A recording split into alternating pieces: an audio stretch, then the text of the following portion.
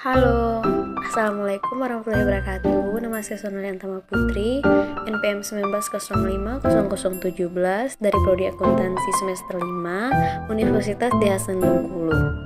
Baiklah, saya akan menjelaskan materi tentang mata kuliah akuntansi sektor publik dengan dosen pengampu Ibu Herlin SE MAK.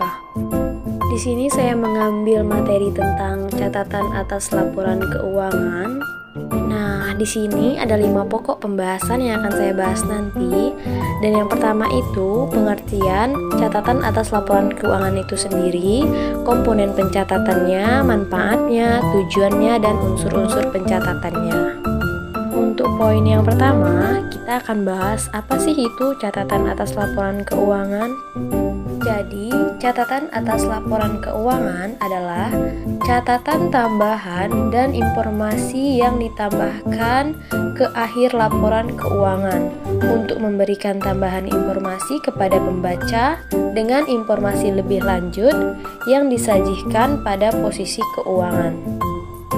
Dan ada juga menurut IAIPSAK nomor 1 tentang catatan atas laporan keuangan, yaitu laporan keuangan yang berisi tentang informasi tambahan atas apa yang disajikan laporan posisi keuangan, laporan pendapatan komprehensif, laporan laba atau rugi terpisah jika disajikan, laporan perubahan ekuitas, dan laporan arus kas.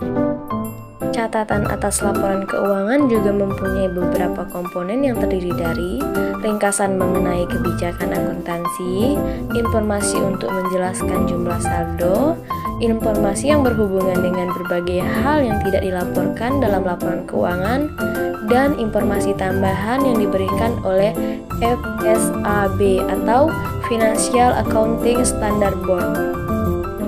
Nah, dengan adanya catatan atas laporan keuangan, tentunya akan memberikan manfaat pada laporan keuangan tersebut. Beberapa manfaat dengan adanya catatan atas laporan keuangan itu, yang pertama itu menyajikan informasi tentang metode yang digunakan, yang kedua menyajikan informasi umum tentang perusahaan itu sendiri, yang ketiga menyajikan tentang ekonomi makro dan kebijakan fiskal, dan yang keempat menyajikan ikhtisar terhadap target suatu perusahaan tersebut. Dan masih banyak lagi manfaat dengan adanya catatan atas laporan keuangan. Nah, setelah kita membahas manfaatnya tadi, sekarang kita akan membahas tujuannya. Apa sih tujuan CLAK atau catatan atas laporan keuangan itu sendiri? Jadi, CLAK itu dibuat untuk memberikan penjelasan detail dari semua laporan yang disajikan pada keuangan perusahaan.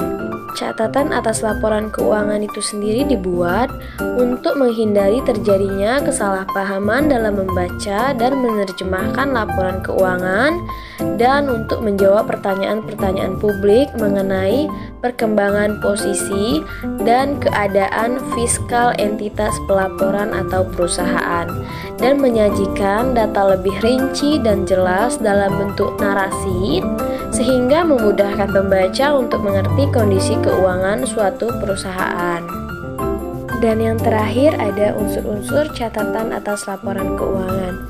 Yang pertama itu umum perusahaan adalah unsur pertama yang harus ada dalam catatan atas laporan keuangan. Karena kenapa?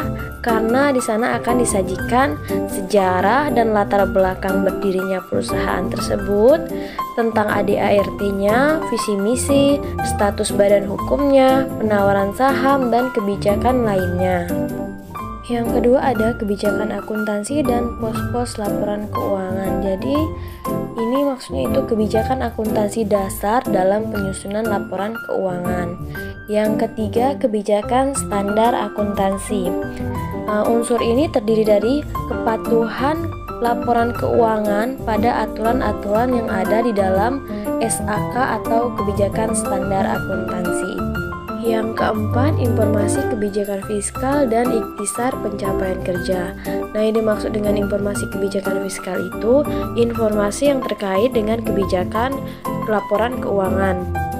Laporan keuangan ekonomi makro, kebijakan ekonomi, pencapaian target APBD atau APBN, dan hambatan perusahaan untuk mencapai suatu target. Nah, Nah, kalau untuk ikhtisar pencapaian kerja, itu ikhtisar yang berarti rangkuman atau ringkasan dari pencapaian kerja yang sudah dilakukan oleh perusahaan dalam periode tertentu. Dan untuk unsur yang terakhir itu ada penggunaan laporan keuangan dan informasi lain. Nah, di sini yang dimaksud dengan penggunaan laporan keuangan dan informasi lain itu, unsur ini berisi orang-orang yang bisa membaca dan menggunakan laporan keuangan. Contohnya, investor dan masyarakat. Mungkin sampai di sini saja penjelasan dari saya. Semoga bermanfaat dan terima kasih. Wassalamualaikum warahmatullahi wabarakatuh.